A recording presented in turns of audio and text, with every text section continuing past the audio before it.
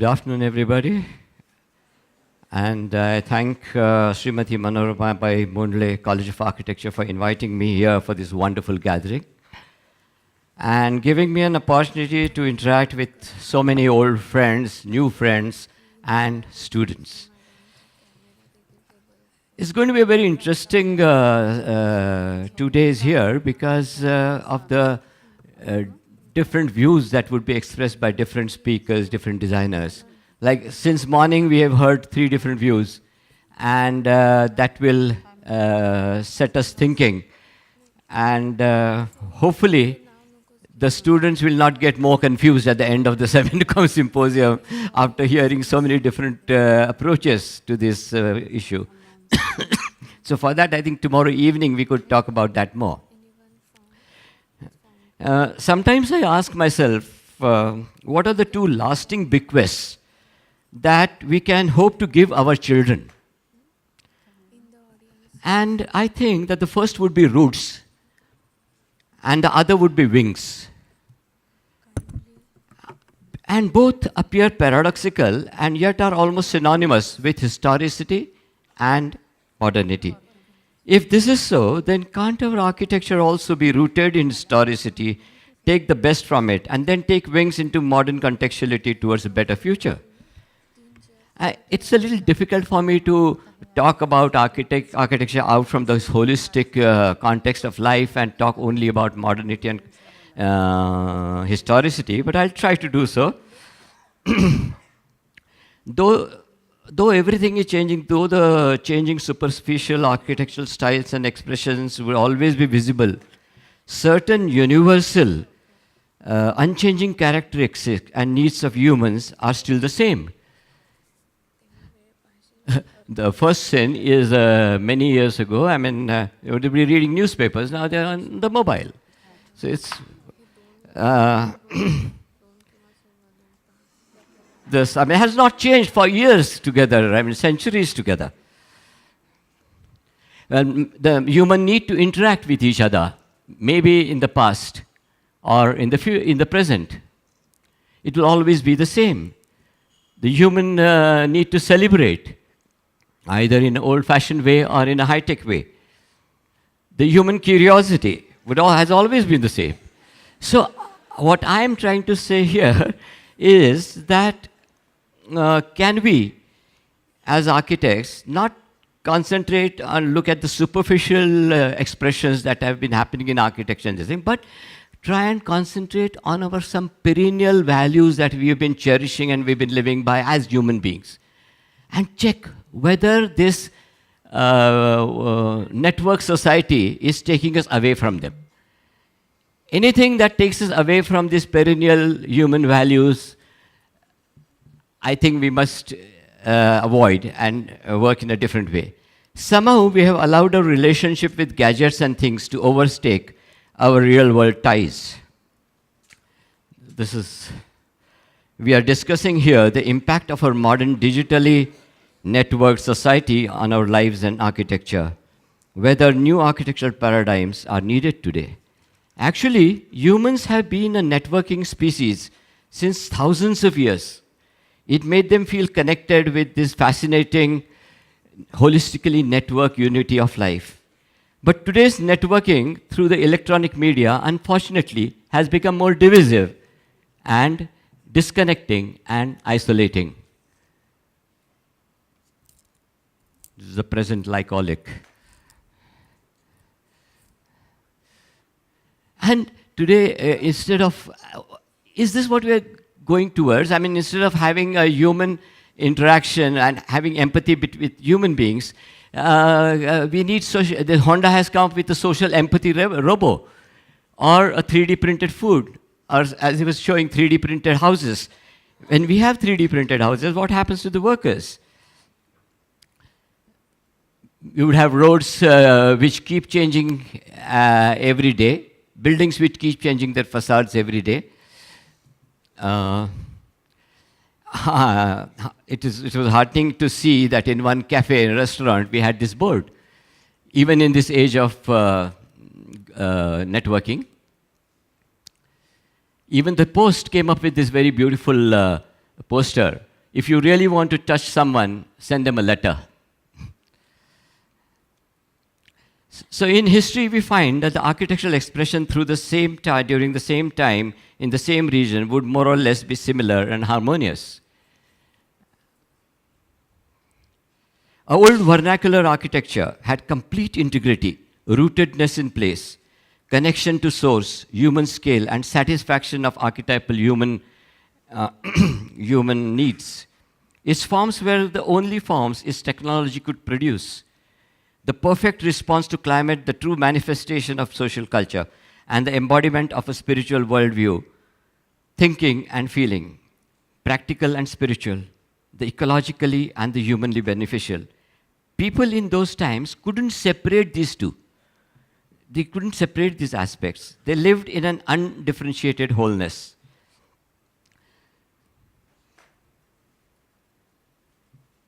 Whereas in modern architecture, one sees a large variety of incongruous architectural expressions simultaneously in the same region.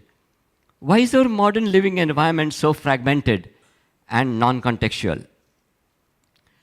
Today, each aspect is separate in our thinking. Despite the growing freedoms of the 20th century, manufactured product uniformity and social anonymity erode the outward signs of individual identity. This fuels a need to show that we are different from each other, an essentially reactive expression. The all-powerful commercial context of celebrity, with very little response to climate, local materials, nature, and socio-cultural values, has become the ruling force. So, can the new paradigm point towards an architecture of contextuality and wholeness? But in spite of these superficial changes in the society and the architectural expressions, we have not changed. Certain perennial emotions and cherished values will always be the same.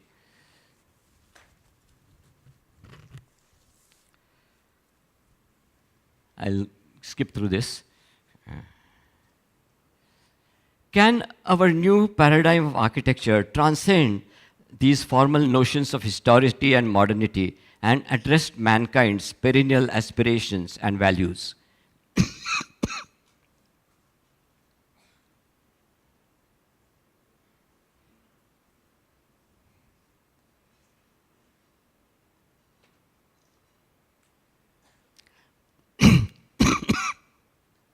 Can we work towards an architecture of rootedness, of integrity, and an architecture of goodness? At this point, I remember a very beautiful quotation by Samuel Mockbee, and I have started understanding its meaning more and more. He says that as architects, our goodness is more important than our greatness, and our compassion more eventful than our passion. Yeah, so at the core of today's most pressing challenges is one fundamental issue. We have become profoundly disconnected. Nobody intends this damage. Just like personal abuse, its root cause is disconnection between the doer and the done to. Not surprising, as our culture disconnects thought from feeling and separates body, life, soul, and spirit, and past from present and future.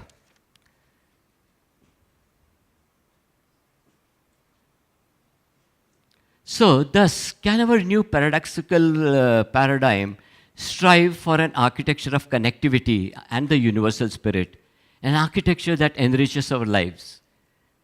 This is before, after. One of my sites earlier and later.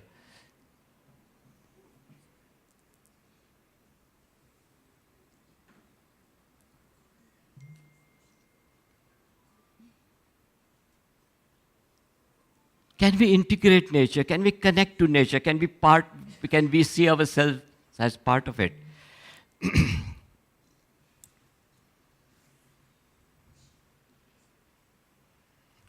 So can our architecture contribute in bringing people closer to each other as human beings?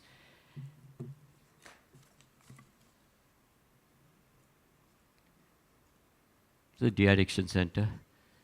Or Can our architecture also help in taking us closer to our own selves? So it is gratifying to find some architects shifting our professionals' prevailing emphasis on style, frantic speed, superstardom, and glossy wrappings to a human inner content, from measurable profits to immeasurable values. So could we thus hint at an architecture of the heart, an architecture of sanctity, of immeasurable feelings and values? Louis Kahn's words bring some goosebumps on me. A man who does a work of architecture does it as an offering to the spirit of architecture, a spirit that knows no style, knows no techniques, no method. There is architecture, and it is the embodiment of the immeasurable. A great building must begin with the immeasurable, must go through the measurable means when it is being designed and executed, and in the end, must be immeasurable. The aim of art architecture is to respect not the outward appearance of things, but their inward significance. Emotions are created by the senses. If design is a sensual experience, it will create emotions. Thus, to succeed, design must go further than the measurable and the visual. Modern life and modern architecture has become too complex at all levels. In a world driven by technology and sustained by constant and often unnecessary innovations, there is often a desire for a return to simplicity, back to basic existence. So can we experience this joy of spaces in this architecture of simplicity, restraint, and sanyam?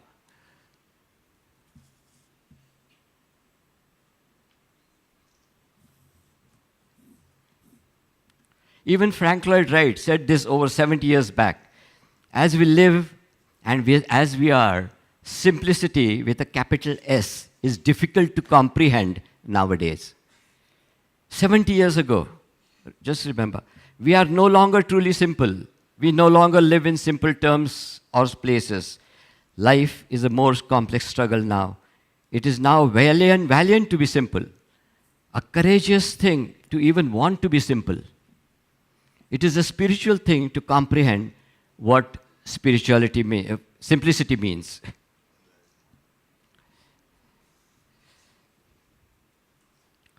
Greed, excessive consumption, wastage, and one-upmanship has become the norm of today's modern times. Most of our modern architecture, too, falls for this trend, throwing sustainability, equity, and wholesome common sense to the winds.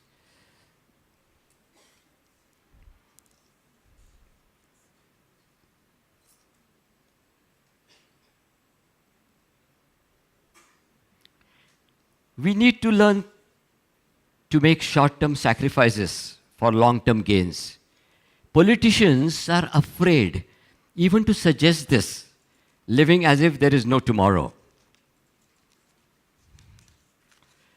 Self-restraints and self-denial have become antiquated values in today's got-mine culture and the me civilization.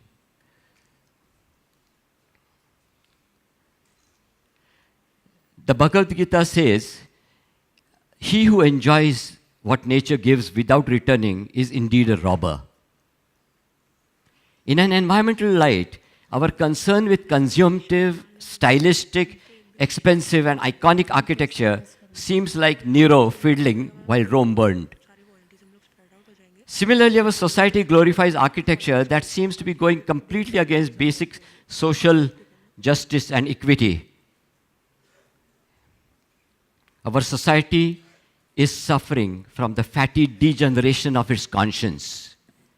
It's very beautiful words by Nani Palkiwala. Our society is suffering from the fatty degeneration of its conscience. Our single-minded pursuit of money is impoverishing our mind, shriveling our imagination, and desiccating our heart. In such a scenario, don't you feel that we need an architecture of responsibility, dignity, equity, and sustainability?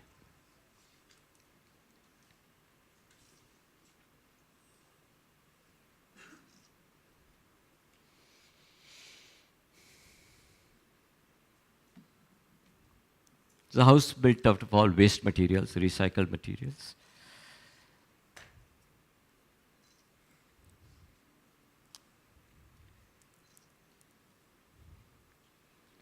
The central paradox of the 20th century is that despite our powerful intellectual skills and our ingenious engineering and medical achievements, we still lack the ability to live wisely. Today, one sees a perfection of means but a confusion of goals. Too much data and knowledge but very little wisdom to use it appropriately. In a world of instant products and gratifications, most of today's clients are looking out for quick results, whereas there is no instant gratification in architecture. It needs time to seep in.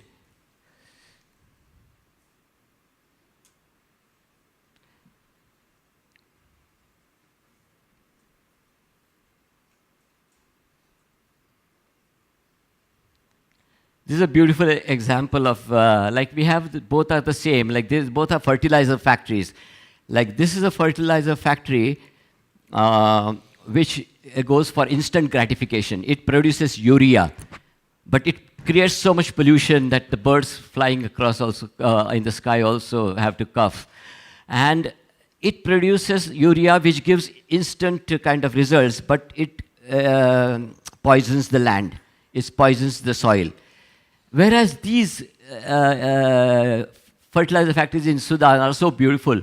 They are earthen towers with lots of pegs inside the tower. So all the birds in the vicinity, the birds come in through these holes and come inside the towers because it's an air-conditioned place. They like to sit there. And when they sit on the pegs, all the birds, thousands of birds come and sit on these pegs. And when they sit, they also shit. So when they shit, the shit is collected at the bottom, and at the back there is a door which the farmer opens and takes the shit out, and it is used for the soil. The soil is happy, the birds are happy, man is happy. Everyone's happy. So can we have an architecture of wisdom and patience is what we need to ask also. So when one looks around at the tremendous pace at which the many changes are happening in all areas of life, we realize that the only constant in all this movement is change. So we must realize that change is the only constant. So can our design cope with this and create an architecture of change? An architecture that can absorb and evolve with this change.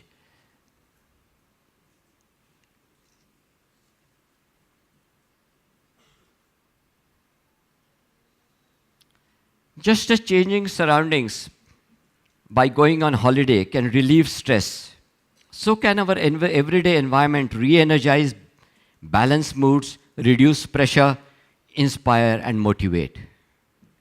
Once we understand how surroundings work on us, how this space works on us, we can design spaces of deep benefit. We can design places for deep benefit to the people who use them. No matter whether it is in modernistic vocabulary or in a historic vocabulary. So can the new design paradigm then point to an architecture of healing, of nurturing the human body and spirit? Aaj hospital.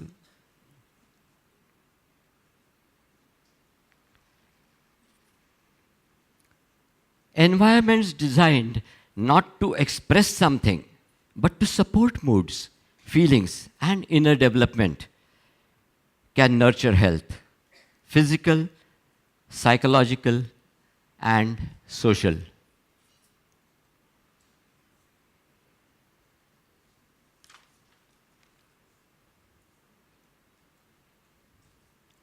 So when we are in tune with life's unity, its fullness, and its rhythm, then every sound becomes music, colors become a painting, words become poetry, movement becomes dance, the formless becomes a form, mind becomes meditation, and life becomes a celebration.